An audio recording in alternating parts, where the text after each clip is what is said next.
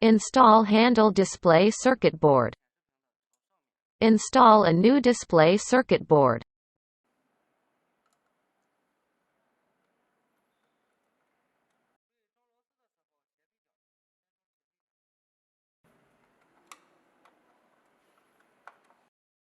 Connect display circuit board connectors.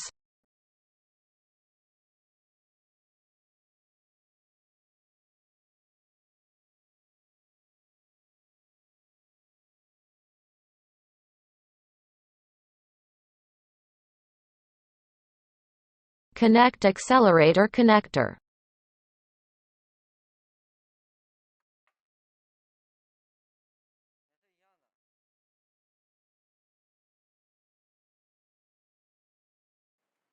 Install handle control box. Ensure no pressure on each wire.